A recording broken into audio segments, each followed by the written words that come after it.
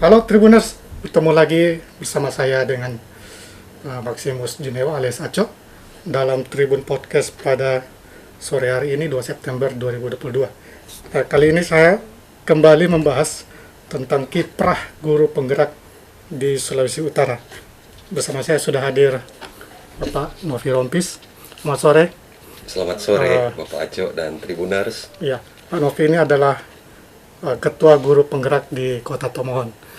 Lalu dengan Ibu Jane Sowa. Selamat sore Ibu Jane. Selamat sore Pak Aco. Ya, Selamat sore Tribuners. Ya, Ibu Jane adalah guru penggerak di seminari Kakas Kasen Tomohon. Ya. Nah, ke Pak Novi dulu. Nah, ini kan kemarin saya sempat membahas bahwa guru penggerak ini menghadapi siswa-siswa yang beragam karakter. Nah, ketika pertama kali menerapkan pembelajaran guru penggerak ini, tantangan-tantangan apa yang dihadapi ketika pertama kali? Ini pertanyaan kritis yang sejauh ini menjadi pergumulan saya sampai hari ini. Ketika mulai mempraktekkan poin-poin positif guru penggerak dalam pembelajaran di kelas, ada perasaan cemas. Jangan-jangan apa yang dipelajari tidak bisa diimplementasikan. Itu perasaan pertama yang muncul. Perasaan yang kedua yang muncul, kira-kira apakah cara ini bisa efektif untuk anak-anak yang beraneka jenis karakternya. Itu dua kecemasan yang kemudian bisa dilalui sesudah mulai mempraktekkan apa yang didapatkan dalam pendidikan guru penggerak. Kesadaran yang utama itu terbangun karena ada pergantian paradigma.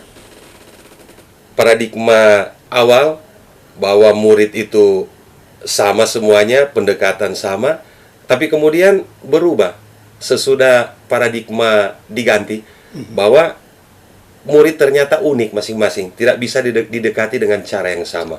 Layanan tidak boleh sama untuk masing-masing peserta didik, untuk masing-masing murid. Misalkan di dalam kelas ada 32 peserta didik. Berarti pendekatannya itu harus bisa menjawab kebutuhan dari 32 murid. Kalau paradigma sebelumnya, saya tidak mementingkan 32 murid ini butuhnya apa. Saya hanya memikirkan kebutuhan saya untuk mengajar, bukan kebutuhan murid untuk menerima pembelajaran. Nah, apa saja persoalan siswa yang mungkin bisa diatasi oleh yang mungkin bisa diatasi oleh peran guru penggerak ini? Karena ada yang malas, ada yang mungkin punya minat baca kurang lah, ada. Kira-kira bagaimana itu? Memang ini tantangan yang besar. Pasti dialami juga oleh rekan-rekan guru lain selain guru penggerak. Bagaimana murid yang dengan macam-macam cara belajar, kemudian dengan kemampuan belajar yang bervariatif. Ini lebih ke strategi ya. Di waktu menerapkan berbagai pendekatan, dimulai dengan diagnosa. Jadi mendiagnosa apa yang menjadi kebutuhan peserta didik, apa yang menjadi kebutuhan murid. Sesudah didiagnosa, dibuatlah identifikasi. Memang penting sekali kebijaksanaan seorang guru dengan mengamati, dengan membuat cara tersendiri untuk mendiagnosa kebutuhan belajar murid, bisa sampai pada strategi-strategi yang efektif untuk pembelajaran. Sebenarnya yang paling penting di situ soal melihat kebutuhan belajar, kemudian melihat juga bagaimana minat belajar, dan yang paling penting juga itu tentang profil belajar murid. Itu pengalaman ya. Nah, apa yang strategi yang bisa diambil oleh dalam sistem ini untuk semacam menjadi katalis lah bagi guru-guru yang lain di sekolah? yang perlu ditarik itu soal fleksibilitas. Fleksibilitas pendampingan terhadap murid dan fleksibilitas untuk memfasilitasi murid entah menggunakan media belajar yang selama ini biasa dipakai, sekarang fleksibel untuk menemukan media atau sumber belajar baru.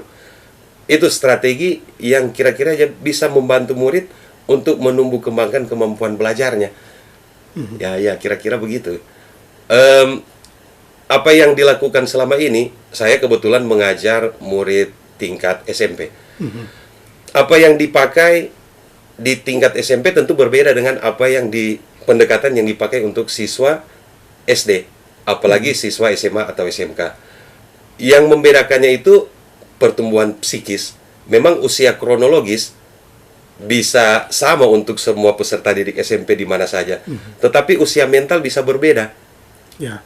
Nah, selama ini saya coba untuk fleksibel, mempelajari hal-hal yang kira-kira bisa mendukung kebutuhan belajar siswa saya tingkat SMP, tetapi usia mentalnya belum capai di sana. Nah, jadi strategi lebih ke fleksibilitas. Bahasa teknisnya seperti itu. Ya. Nah, mungkin ada sharing dengan guru-guru penggerak yang lain.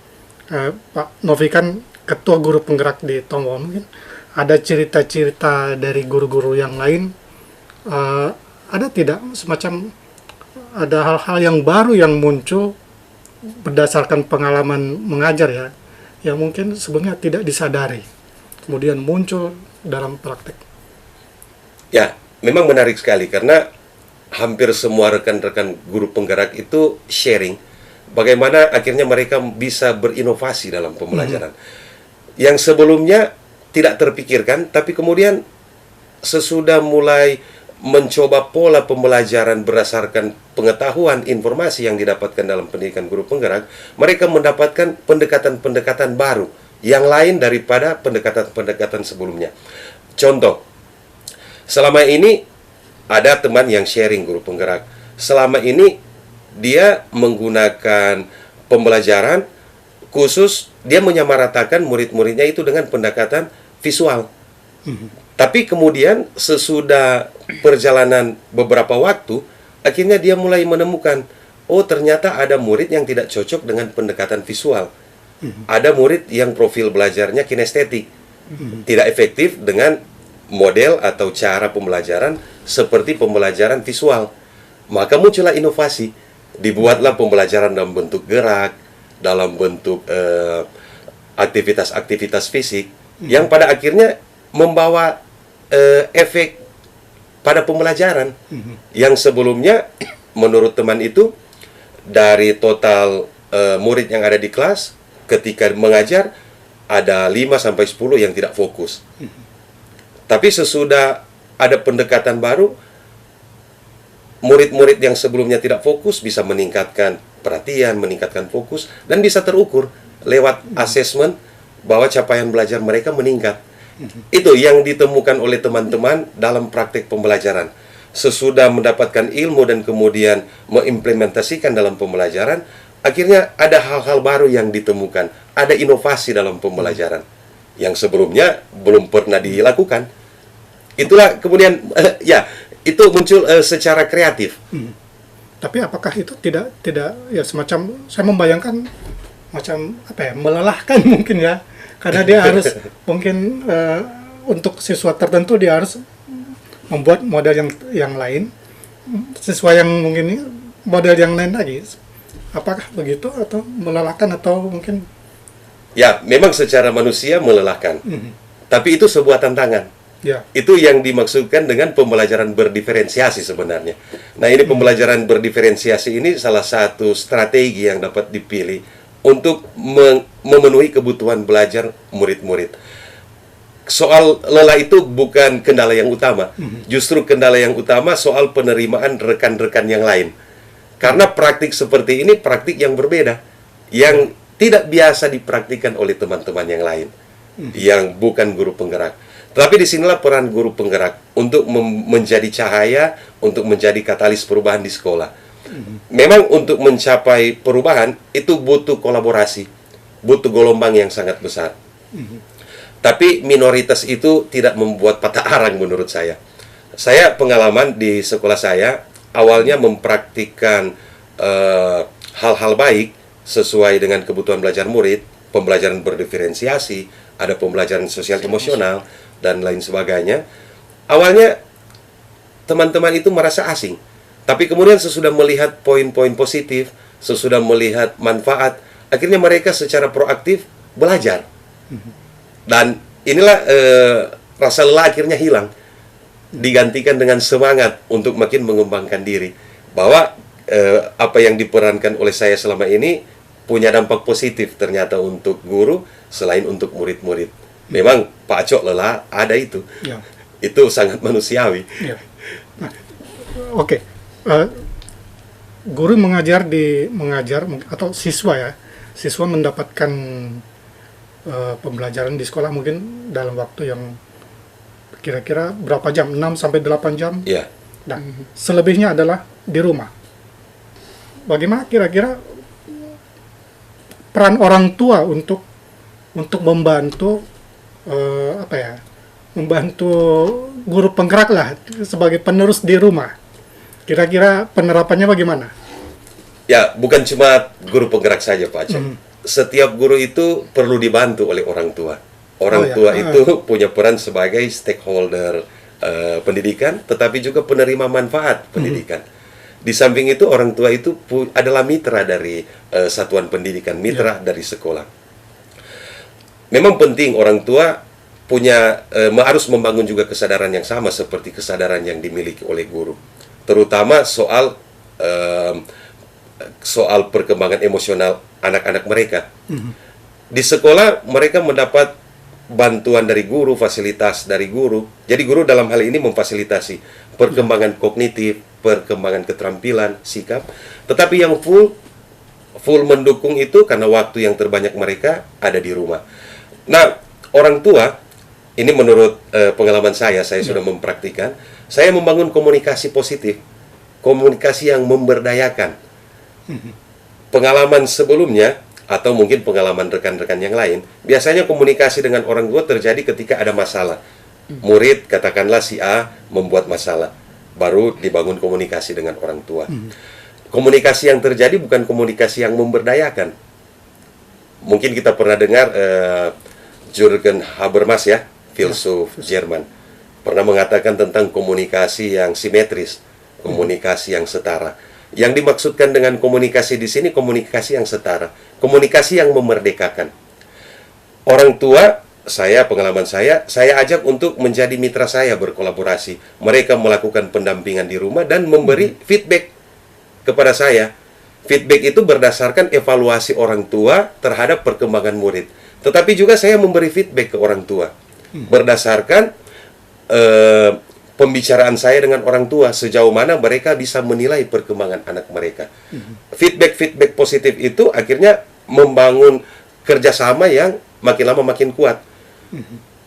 Kemarin ketika anak-anak perwalian saya naik kelas, orang tua datang, ada beberapa, dan kemudian mengungkapkan kerinduan yang sama, bahwa nantinya di tingkatan yang lebih tinggi, murid-murid saya yang sebelumnya jadi perwalian saya, anak-anak mereka bisa mendapatkan perlakuan yang sama.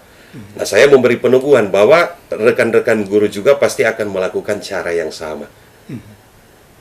Memang orang tua itu dan guru tidak boleh ada jarak. Kalau selama ini ada kesan orang tua menitipkan anaknya di sekolah dan tanggung jawab sepenuhnya ada pada orang tua, itu sebuah miskonsepsi. Konsepsi yang sebenarnya orang tua itu adalah rekan kerja.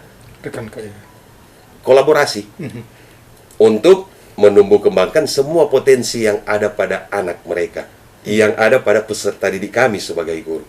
Jadi tujuan utama dari pembelajaran yang melibatkan orang tua dan melibatkan stakeholder lain untuk menumbuh kembangkan secara maksimal setiap individu peserta didik. Ya. Saya ke Ibu Jen, punya pengalaman yang mungkin agak berbeda. Kan saya melihat bahwa siswa-siswa seminari itu adalah mereka yang tinggal di asrama. Iya. Nah, tadi jadi orang tuanya adalah orang yang di asrama. Nah, bagaimana mungkin pengalaman Ibu Jane dalam menerapkan sistem guru penggerak ini bagi anak-anak di sana? Kalaupun waktu lalu kan ketika masih COVID, jadi anak-anak kan tetap belajar dari rumah. Jadi tidak ada yang di asrama. Jadi mungkin ketika waktu itu komunikasinya masih seperti yang Pak Novi bilang tadi, kita masih reliable partner. Jadi partner yang dapat diandalkan antara saya atau teman-teman guru dengan orang tua yang kebetulan ada di rumah. Jadi ketika misalkan kita belajar daring, maka waktu itu anak-anak belajar seperti apa kan harusnya dikontrol oleh orang tua. Jadi ada hubungan yang baik lewat kita buat WA orang tua per kelas atau per pelajaran, atau juga lebih luas yang seluruh kelas 1, 2, dan 3 di seminari. Tapi ketika kemudian sekarang kita sudah masuk belajar seperti biasa, sudah belajar luring, maka sebenarnya orang tua pun masih kita sebagai partner, meskipun tidak berhubungan langsung dengan anak-anaknya, karena kan anak-anaknya di asrama. Untuk kelas 11 dan 12, karena untuk kelas 10 itu anak-anaknya masih belajar daring dari rumah. Jadi kita masih membangun hubungan yang sama juga, ada WA group dan lain sebagainya. Tetapi untuk yang di sekolah yang sudah luring, maka ada penanggung jawab asrama, kebetulan ada prefek asrama. Jadi kita juga berkomunikasi dengan prefek asrama ketika misalkan ada tugas-tugas tertentu atau apa yang harus dilakukan. Memang kalau di asrama mungkin waktunya kan sudah pasti. Jadi ada kegiatan asrama dari pagi sampai malam. Jadi kalau masalah belajar mungkin waktunya memang sudah seperti itu, jadi tidak bisa seperti misalkan kalau anak-anak di luar kan berarti kontrol orang tua memang harus lebih ketika di luar. Ketika di asrama tanpa pun ada kontrol langsung oleh prefek asrama, tetapi mereka sudah ada waktu-waktu tertentu yang jam begini harus misalkan buat tugas ini, jam begini buat tugas ini, tanpa dikontrol oleh prefek asrama yang kebetulan pastor, ada kakak-kakak kelas. Maka mereka lah yang kemudian bisa kontrol adik-adik kelasnya yang ada di asrama. Seperti itu. Tapi biarpun mereka ada di asrama, kalau saya secara pribadi saya tetap membangun hubungan dengan orang tua yang ada di rumah. Meskipun sekarang kan orang tua sudah bisa berkunjung ke seminari, ke asrama setiap 1 bulan mungkin 1 kali atau 2 kali. Tapi ada grup WA yang kalau ada sesuatu maka saya juga menginformasikan kepada orang tua yang ada di rumah.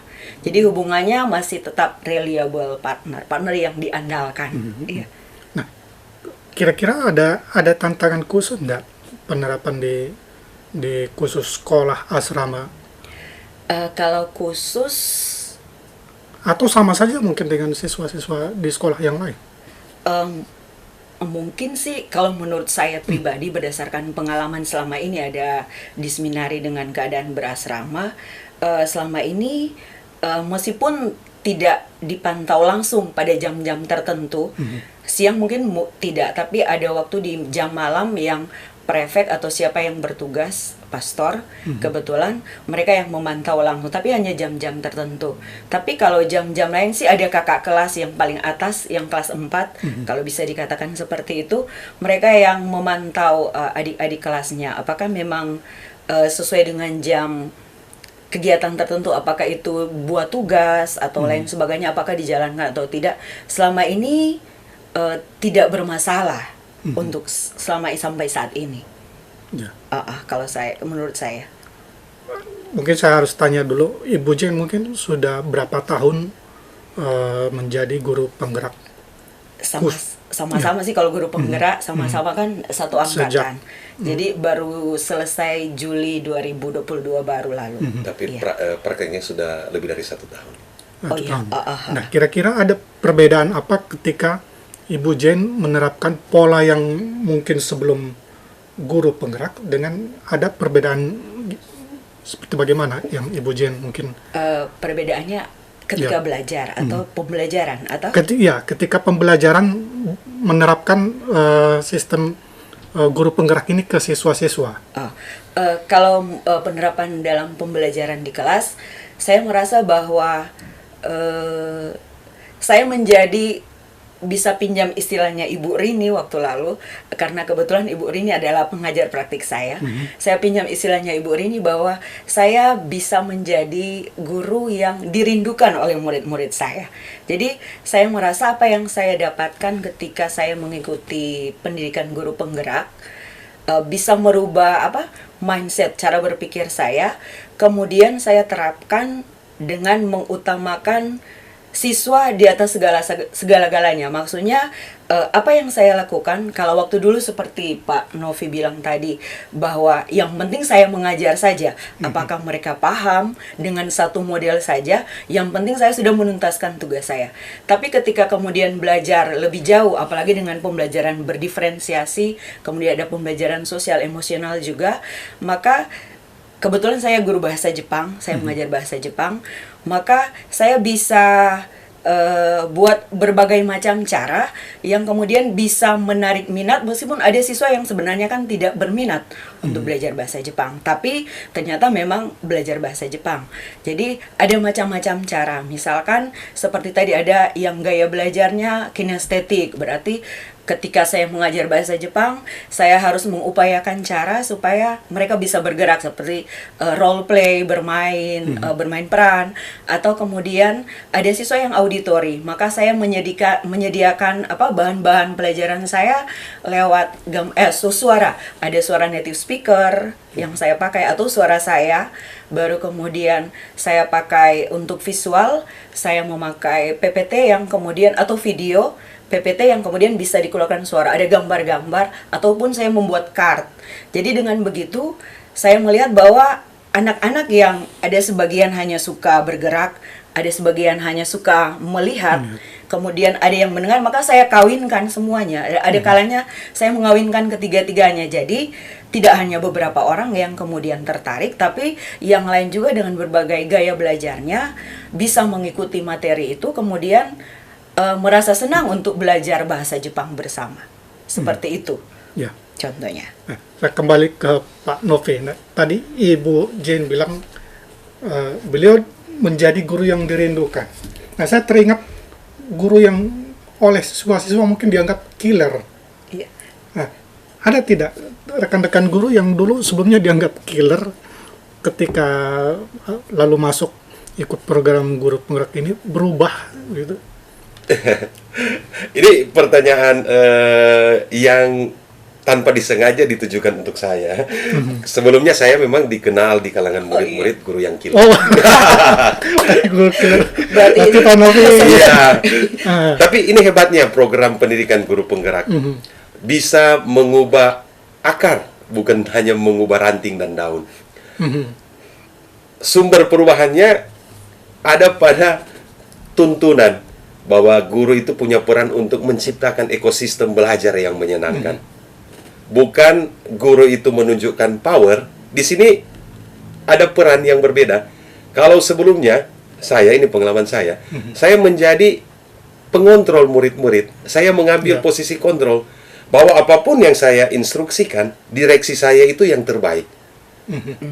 Padahal saya tidak menyadari perkembangan emosional murid-murid saya.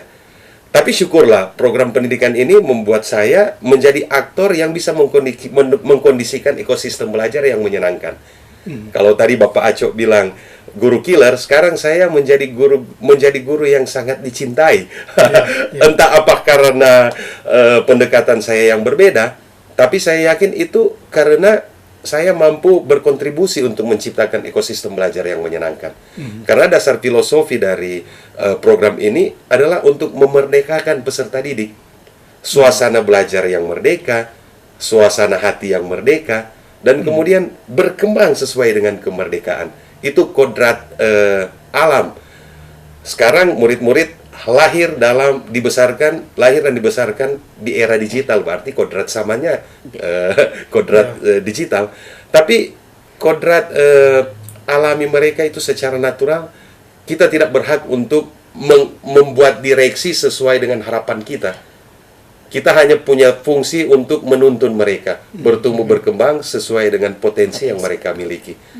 Dianalogikan seperti pemahat. Kita harus menguasai seni pahat, kita harus menguasai jenis kayu. Tetapi yang kita pahat sekarang bukan kayu, bukan benda mati, tetapi manusia yang hidup, yang punya raga, yang punya jiwa, yang punya kemampuan bernalar. Ada beberapa sih teman-teman saya yang sharing ya, teman-teman guru penggerak, yang secara terbuka juga menceritakan bagaimana perubahan sikap yang mereka alami. Tetapi itu menurut saya tidak penting. Yang paling penting kita bisa mengukur perubahan pada anak-anak kita. Karena toh tujuan kita mengajar, kita mengabdikan seluruh hidup kita untuk peserta didik kita, untuk anak-anak kita. Iya. Saya membayangkan pasti Pak Novi ada pergolakan batin dari berubah dari guru kita. Nah, saya mau tanya ini Pak Novi, bagaimana pengaruh guru-guru penggerak ini terhadap mungkin guru-guru yang lain, kalau bisa boleh dikatakan apa ya, di daerah gitu. Kira-kira apa yang mungkin bisa diharapkan atau diterapkan oleh guru-guru untuk memengaruhi guru-guru yang lain yang mungkin belum ikut? Ya, kemarin beberapa minggu yang lalu saya diajak oleh pengawas sekolah untuk memberi materi pada guru-guru KKG, kelompok kerja guru SD, Gugus Tomon Utara, Kecamatan Tomon Utara.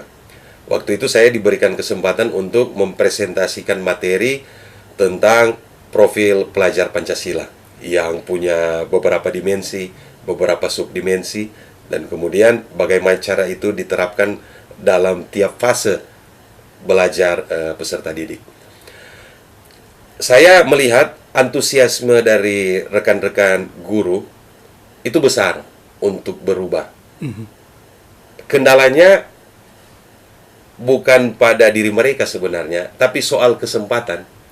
Bagaimana mereka mendapatkan kesempatan lebih banyak untuk belajar. Memang perlu diakui bahwa kesibukan itu kadang-kala menjadi kendala.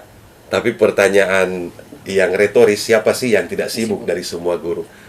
Tapi kalau begitu bisa dibuat kesimpulan itu tantangan yang terutama dari guru-guru yang belum mengambil kesempatan itu, belum mengambil kesempatan untuk belajar, itu tentang bagaimana menjadi pribadi-pribadi yang resilience, pribadi-pribadi yang tangguh, bisa mengalahkan macam-macam tantangan demi tujuan untuk upgrade skill, untuk menambah kapasitas diri, yang tentu muaranya ke pelayanan terhadap peserta didik, murid-murid. Memang menarik sekali Pak Aco, karena berbicara tentang mental, ini diasah betul dalam program pendidikan guru penggerak. Tapi diasahnya itu harus bisa terukur. Dan terukurnya itu pada siswa-siswa. Bukan soal guru peserta program pendidikan guru penggerak kemudian bisa berteori banyak. Bukan itu yang diharapkan. Tetapi indikatornya bisa dilihat pada bagaimana siswa-siswanya itu mengalami perkembangan. Perkembangan capaian belajar, perkembangan sikap, perkembangan keterampilan. Dan itu harus holistik. Itulah sebuah tantangan yang luar biasa dari seorang guru. Bukan cuma diemban oleh guru penggerak saja, tetapi semua guru. Apakah kira-kira nanti perkembangan murid-murid itu akan terukur ketika, biasanya kan kita menguji lulus tidaknya siswa kan dari ujian akhir. Kemudian apakah ini akan tampak nanti? Soal nampaknya itu pada spirit, selamat dan bahagia. Nantinya murid-murid ini indikatornya butuh waktu lama kita mengukurnya. Apalagi saya guru SMP, butuh peserta didik saya selesai pendidikan tingkat SMA, perkuliahan, atau kalau tidak kuliah sesudah SMA SMK dia bekerja. Itu butuh waktu yang lama untuk mengevaluasi. Tetapi ke spirit selamat dan bahagia, nantinya murid-murid ini bisa memberi kontribusi untuk masyarakat, bisa survive, itu yang paling utama, bisa bertahan hidup dalam kehidupan nyata. Jadi bisa bertahan hidup dan bisa memberi kontribusi bagi orang lain. Nah, itu sebenarnya cita-cita besar dari pendidikan yang diselenggarakan oleh negara kita kan. Bagaimana menciptakan pribadi-pribadi yang nantinya bisa menyumbang untuk kebersamaan sebagai warga negara Republik Indonesia. dalam bahasa yang sederhana bisa menghidupi diri sendiri. Dia menjadi pribadi yang independen, tidak bergantung dengan orang lain. Dan itu menjadi harapan orang tua sebenarnya, menyekolahkan anak dengan harapan nanti pribadi ini menjadi pribadi yang tidak bergantung lagi kepada orang tua. Nah, bagaimana cara supaya anak mereka ini tidak bergantung lagi? Itulah yang menjadi tugas kita sebagai guru, berkolaborasi dengan orang tua. Kembali ke cerita tadi. Ke Ibu Jane, mungkin Ibu Jane bagaimana cara untuk menjadikan mungkin siswa-siswa ini atau menumbuhkan jiwa kepemimpinan mereka dengan menerapkan sistem guru penggerak ini? Jadi yang pasti setiap siswa kan itu punya bakat, minat, potensi masing-masing. Maka kalaupun mungkin bukan hanya di sekolah saya, tapi juga di sekolah yang lain, apa yang kita pelajari di guru penggerak itu bahwa supaya kita bisa menumbuh kembangkan kepemimpinan siswa, murid, maka setidaknya kalau saya sebagai guru penggerak berusaha untuk membangun dan menciptakan lingkungan yang benar-benar bisa membuat siswa untuk dia bisa mengeluarkan semua potensi yang ada dengan cara berarti kita mendampingi, kita menuntun, supaya menuntun, mendampingi tapi bukan berarti mengontrol siswa. Jadi menuntun, mendampingi supaya mereka benar-benar bisa mengeluarkan apa yang memang mereka punya, yang mungkin selama ini tidak kita perhatikan. Jadi kitalah yang nanti saya sebagai contoh, saya berusaha untuk menciptakan lingkungan yang bisa menumbuh kembangkan kepemimpinan siswa. Karena siswa itu kan sebenarnya punya suara, punya pilihan. Jadi nanti ketika kita menciptakan lingkungan yang bisa mendukung itu, maka mereka nanti benar-benar bisa memperlihatkan kapasitas dirinya seperti apa. Apakah ada semacam latihan-latihan yang diberikan? Mungkin dalam pembelajaran pun bisa terkoneksi dalam pembelajaran. Misalkan ketika saya mau membuat supaya siswa jadi pemimpin, maka saya mau mengeluarkan suara, pilihan, dan kepemilikan mereka. Maka ketika akan membuat satu kegiatan dalam konteks pembelajaran saya, waktu lalu saya sempat buat kegiatan berhubungan dengan lingkungan sekolah. Maka saya merencanakan ketika siswa-siswa melaksanakan kegiatan survei tentang kebersihan sekolah, ruangan-ruangan yang ada, maka sesudah itu mereka melaporkan presentasi. Oh, ruangan ini yang masih bersih, atau ada ruangan bersih, ada yang kotor. Sesudah itu saya buat semacam proyek. Jadi proyek, nanti saya bercerita dengan siswa-siswa kira-kira mau buat apa supaya lewat pembelajaran bahasa Jepang, mau buat apa supaya ketika kita lihat lingkungan yang masih kotor di bagian tertentu, maka akan tergerak hati dari teman-teman yang lain, misalkan dalam satu lingkungan sekolah itu, untuk kemudian, oh kita harus memperhatikan kebersihan itu. Jadi saya memperhatikan suara siswa dengan bertanya kepada siswa. Kemudian kita buat proyek.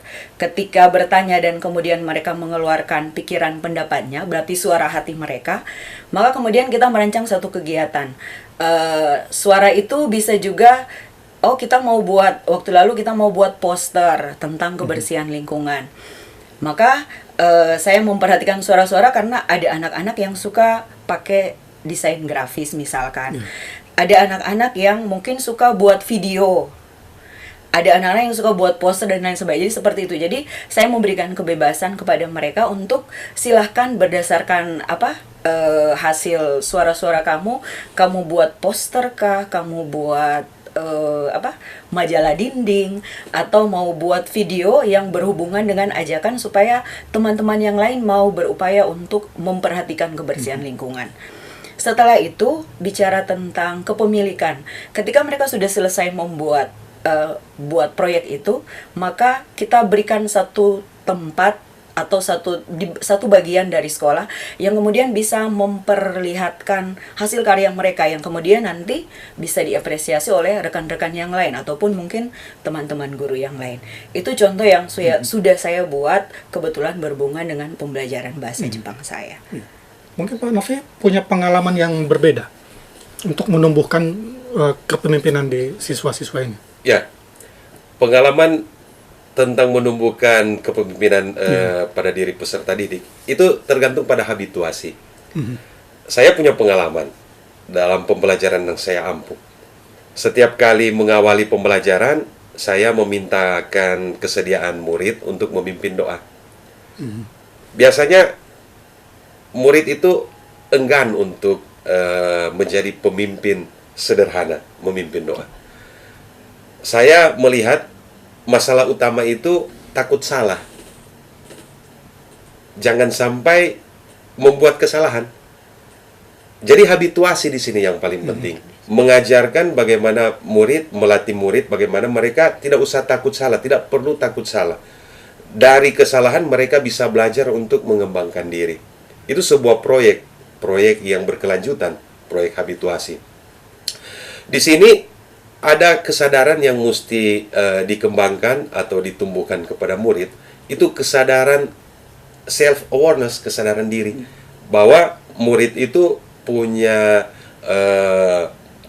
potensi, bahwa murid itu punya kemampuan yang selama ini belum mereka gali dan belum mereka kembangkan. Memang masalah itu ada. Itu strategi yang saya pakai, strategi habituasi. Tetapi strategi habituasi dimulai dengan penguatan nilai. Bahwa kamu buat kesalahan itu wajar. Dan dari berbuat salah, kamu itu dapat pengalaman berharga untuk berkembang di kemudian hari. Akhirnya dari habituasi itu, sekarang setiap murid diberi keleluasaan. Tidak perlu ditunjuk lagi siapa yang mau pimpin doa pembuka. Inisiatif mulai. Itu cara yang saya pakai untuk menumbuh kembangkan kemampuan memimpin dari murid-murid saya. Teristimewa dalam konteks pembelajaran yang saya ampuh. Kalau konteks yang lebih luas di sekolah, pada waktu yang lalu kebetulan saya ditunjuk untuk menjadi panitia pembentukan OSIS di sekolah. Saya menerapkan metode kreatif dari sejumlah siswa yang ada di kelas 8 waktu itu. Saya memberi kebebasan siapa saja yang ingin mengajukan diri sebagai calon ketua, wakil ketua, sekretaris, pengurus lainnya untuk mempromosikan diri. Tapi kegiatan yang besar itu sudah lebih dulu diawali dengan habituasi yang kecil-kecil itu sepanjang tahun, 1 tahun lamanya. Dengan proyek-proyek yang sederhana, akhirnya impact-nya bisa kelihatan pada proyek yang besar itu. Memang penting sekali itu untuk menjadi seorang pemimpin, menjadi pemimpin murid itu, kita melatih mereka menjadi pemimpin. Kita juga melatih mereka dengan menumbuhkan kesadaran sosial. Itu yang saya buat. Kesadaran sosial dalam arti mereka pemimpin kan itu bukan pemimpin yang otoriter. Harapannya kita menciptakan pemimpin-pemimpin di masa depan. Ya, ini proyek masa depan. Kita mengharapkan pemimpin-pemimpin yang begitu peduli, begitu care, dan kita sekarang mempersiapkan mereka. Nah, sekarang dalam aktivitas saya di sekolah, saya coba untuk membuat mereka, murid-murid saya, punya kesadaran sosial. Saya dalam hal-hal sederhana, saya mengajak mereka untuk coba menumbuhkan rasa afeksi. Jadi ada peristiwa tertentu, dan coba saya mengajak mereka untuk mengalami, melihat dari perspektif lain, melihat dari keadaan orang yang mengalami peristiwa tertentu itu. Dan itu berlaku untuk semua siswa. Saya tidak memilih-milih siswa-siswa tertentu saja, bukan cuma siswa yang saya mengajar di kelas mereka, tetapi siswa yang saya jumpai di jalan, di gang. Saya ajak kalau dia punya waktu luang di jam istirahat, mari coba kita berimajinasi tentang peristiwa ini. Kamu punya perasaan apa kira-kira? Perasaan afeksi yang lebih dulu saya coba ajak mereka tumbuh kembangkan. Karena kesadaran sosial ini penting juga bagi seorang pemimpin. Nah, tantangan yang dihadapi dunia pendidikan kita, anak-anak kita, kan sebenarnya ada juga persoalan ini, perundungan, bullying. Nah, bagaimana peran guru penggerak untuk mengikis seperti ya tantangan itulah dari pengalaman Pak Novi bagaimana? Perundungan itu penyakit sepanjang zaman sampai zaman hari ini. Dan kita sama-sama punya misi untuk menghilangkan atau ya sedapat mungkin mengikis lah.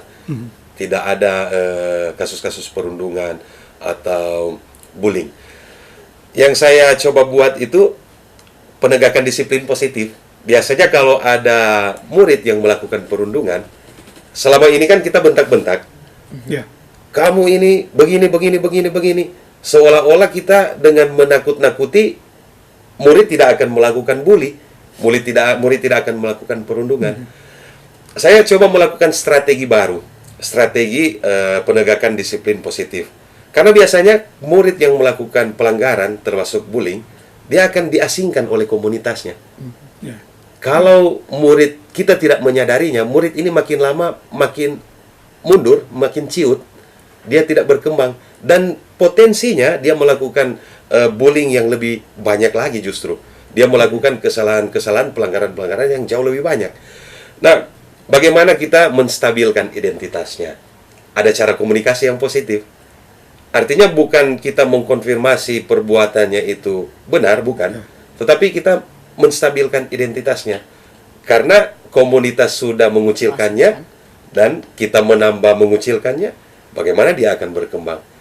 Sesudah itu, langkah selanjutnya, coba untuk memvalidasi tindakannya yang salah. Coba, menurut kamu, membuli itu benar atau tidak? Kalau seandainya kamu dibully, bagaimana perasaan kamu? Kira-kira orang tua kamu senang tidak kalau kamu dibully? Memvalidasi tindakannya yang salah. Dan yang paling terakhir, yang paling penting, menggali nilai. Jadi, mengikis bully, sejauh ini saya sudah mulai coba buat, dan juga pelanggaran-pelanggaran lain, dengan mengkonfirmasi nilai-nilai baik apa yang dihidupi oleh komunitas. Contoh, kalau orang membuli, apakah dia punya kasih? Apakah kalau mengambil barang orang itu menghargai milik orang lain? Artinya kita mengkonfrontir dengan nilai-nilai yang dihidupi dalam komunitas. Itu strategi, dan kemudian sudah mulai diimplementasikan. Dan ternyata ini terbukti efektif sejauh ini. Ada murid, sekarang masih ada di kelas 9, murid yang dicap oleh teman-teman mereka itu murid yang suka mengganggu, murid yang suka buat onar. Tapi ketika dia melakukan pelanggaran, satu waktu, ada beberapa waktu, kira-kira berapa bulan yang lalu, dia itu berlaku kasar ke temannya, dan saya mulai coba dengan cara ini, tahu-tahu bisa terukur bagaimana perubahannya. Akhirnya dia menjadi anak yang manis. Kesan tentang pemberontak bisa dikikis. Saya makin yakin bahwa cara ini sangat efektif. Tidak perlu lagi menggunakan cara-cara lama, cara-cara keras, bentak-bentak. Apalagi sekarang anak-anak itu makin lama makin resisten. Perkembangan zaman. Kita dilahirkan, dibesarkan di zaman yang berbeda. Memang ada tantangan, kita juga menduplikasi cara yang sama, seperti kita dididik dulu. Tapi itu pasti tidak cocok lagi dengan anak-anak kita. Nah, kalau di sistem sekolah asrama, Ibu Jeng, sistem, karena siswa kan hampir ya tiap hari 1x24 jam, kecuali tidur ya mungkin. Mereka bertemu, mungkin ada semacam bully begitu. Bagaimana kalau situasinya seperti itu? Kalau di asrama, jadi kalaupun misalkan terjadi seperti itu, kan di asrama ada prefek asrama, jadi kepala asrama untuk semua. Jadi ada juga kakak kelas yang paling tinggi, yang di komunitas itu ada dekan sebagai pimpinan. Jadi kalaupun ada apa-apa, biasanya kan lapor ke dekan, baru kemudian ke prefek asrama. Tapi juga selain ada prefek asrama, kalau di sekolah ada wali kelas, maka kalau di asrama kita ada prefek kelas. Jadi kalau misalkan seperti anak-anak di sekolah, berarti ada wali kelas, kemudian ada prefek kelas. Prefek lebih berhubungan ke seminarinya. Jadi kalaupun ada apa-apa, maka ada jam-jam tertentu di mana anak-anak, siswa-siswa, anak-anak di asrama bisa untuk bercerita langsung, apakah ada jadwal pembimbingan oleh prefek kelasnya, ataupun kalau misalkan tidak terjadwal, maka biasanya anak-anak diberikan kesempatan untuk misalkan, oh saya punya masalah mungkin, maka saya bertemu langsung dengan prefek kelas untuk berbicara, oh saya punya masalah ini, kemudian dikomunikasikanlah dengan prefek kelas. Kalaupun ada yang lebih besar kemudian mengganggu misalkan di asrama, maka berarti langsung dengan prefek asrama. Apakah Ibu Jane bisa jadi tempat curhat untuk anak-anak? Biasanya bisa karena kebetulan saya juga wali kelas, jadi kalaupun saya tidak ada jam mengajar, saya biasanya cerita-cerita dengan anak. Saya suka dengan anak-anak kelas, anak-anak biarpun bukan perwalian saya menganggap mereka seperti teman. Jadi biasanya mereka bebas-bebas saja untuk bercerita. Jadi kalaupun ada sesuatu kemudian yang mungkin mereka agak merasa bagaimana untuk menceritakan ke prefek kelas atau prefek asrama, kalau mereka sudah bercerita dengan saya, biasanya saya mengupayakan supaya kalau ada jarak, maka saya mungkin bisa ketemu langsung dengan prefek kelas atau prefek asrama untuk coba menjembatani apa yang mungkin ada masalah, kemudian mereka takut untuk mengungkapkan. Iya, seperti itu. Nah, saya kembali ke Pak Novi. Di Tomohon ada berapa banyak guru penggerak? Sekarang ada 21 guru penggerak. Satu-satunya guru SMA Ibu Jane. Oh, yang Ya, 20 guru SD dan guru SMP. Guru SD dan guru SMP. kira-kira kenapa SMA kurang, atau minatnya kurang atau gimana? Terlalu subjektif untuk mengatakan, untuk menilai ya. Yang pasti karena kita angkatan-angkatan awal, bisa saja karena informasi yang terbatas. Karena informasi yang terbatas. Karena sekarang khusus Tomohon sudah sangat besar animonya, bahkan sekarang sudah dibuka pendaftaran daerah sasaran angkatan 9. Semua menanti-nanti kapan Tomohon bisa muncul. Ternyata tidak ada sampai hari ini, belum masuk ada daerah sasaran. Nah, itu kalau nanti dibuka angkatan 9 ya? Angkatan 9 sudah dibuka, sudah tapi dibuka. belum ada jatah untuk Tomohon bukan daerah sasaran. Oh ya. Kira-kira tantangan ke depan bagi guru penggerak di Kota Tomohon seperti apa? Ibarat gelombang, makin besar, makin menghancurkan. Kenapa bisa? Saya menganalogikan seperti itu. Tantangan guru penggerak di Kota Tomohon pasti jauh lebih besar, karena 21 orang, gelombang yang kecil. Jadi kami justru sangat mengharapkan ada rekan-rekan guru lain yang terlibat, mendaftar, dan kemudian mengikuti program pendidikan ini. Agar bersama kita membangun kolaborasi menjadi gelombang yang besar. Sehingga kita bisa membuat perubahan secepat mungkin. Dan dampaknya itu bisa meluas. Kalau di seminari mungkin karena Ibu Jen cuma sendiri di seminari yang sebagai guru penggerak. Iya, kebetulan memang baru saya sendiri. SMA malah memang sekota temuan baru saya. Tapi dengan melihat apa yang sudah bisa dialami oleh siswa-siswa, maka sebenarnya ada beberapa guru juga yang merasa tertantang untuk mau ikut ketika nanti akan dibuka. Tapi seperti kata Pak Novi tadi, sampai hari ini, sampai angkatan 9 memang belum ada untuk sasaran Kota Tomohon. Tapi sudah ada beberapa teman yang berminat untuk ikut. Ada juga teman-teman dari sekolah lain yang merasa tertantang untuk boleh ikut sama-sama di guru penggerak. Kira-kira ya, saya ke Pak Novi lagi nih, sebagai ketua guru penggerak di Tomohon ya, karena seperti tadi kan ini baru 21, kemudian mengharapkan banyak guru ikut. Kira-kira hambatannya apa kira-kira? Kau mungkin Pak Novi bilang ya agak subjektif kan, tapi kalau dukungan dari lingkungan sekolah maupun pemerintah, apakah ada dukungan yang untuk? Sejauh ini dukungannya positif dari pemerintah kota, maka bahkan pihak Dinas Pendidikan dan Kebudayaan Daerah Tomohon tak pernah berhenti untuk menggaungkan, mengajak guru-guru untuk terlibat dalam program-program kementerian, Kemdikbudristek Dikti, termasuk PPGP. Kendalanya yang terutama menurut pandangan saya, meskipun subjektif, itu soal penetapan daerah sasaran saja. Kalau daerah sasaran salah satu Tomohon termasuk di dalamnya, pasti akan ada banyak guru dari Tomohon yang akan coba untuk masuk dan untuk terlibat dalam program pendidikan ini. Ini penetapannya siapa yang menentukan? Yang menentukan dari kementerian tentang daerah sasaran. Gitu. Berarti tidak setiap tahun.